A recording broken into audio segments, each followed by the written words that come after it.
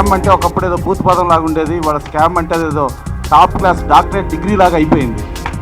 So అలాంటి scam డబ్బు కోసం అనే సినిమాలు చేస్తున్నారు. డెఫినెట్గా ఆ స్కాముల్లో లక్షల కోట్లు ఎలా వచ్చినాయో కానీ అన్ని లక్షల కోట్లు కాకపోయినా డెఫినెట్గా మంచి కోట్లు మనకు రావాలి, మన మనస్ఫూర్తి కోరుకుంటున్నాను. దీంట్లోనే కథాంశం చూస్తే డబ్బు కోసం అనే టైటిల్ చూసిన వెంటనే ఈ చిత్రం నాకు చాలా బాగా నచ్చిపోయింది తమిళ్లో. ఎలాగైనా ఈ సినిమా చూడాలనే ఉద్దేశంతో చాలా కష్టపడి ఈ సినిమాని చూశాను. ఫస్ట్ రివ్యూ షోని చూసిన తర్వాత దీన్ని ఎలాగైనా తెలుగులో మనం దక్కించుకోవాలి, దీన్ని తీసుకోవాలనే ఉద్దేశంతో దీన్ని చాలా కష్టపడి ఈ సినిమాని తీసుకున్నాము. ప్రతి ఒక్కరూ డబ్బు కోసం ఎటువంటి పనులు చేస్తుంటారు, కానీ బంధుత్వం అనేది చాలా ఇంపార్టెంట్. ఆ బంధుత్వం కోసం ఎటువంటి తప్పులు చేయకూడదు. ప్రతి ఒక్కరి ఇంట్లో ఇలా జరిగే విషయం ఒక్కొక్కటి ఉంటుంది. ఇద్దరు అన్నదమ్ముల మధ్య కానీ, మొగుడు పిల్లల మధ్య కానీ, అన్న చెల్లెల మధ్య కానీ, అందరు మధ్యన ఉండేది ఒక సమస్య. ఆ సమస్య డబ్బు.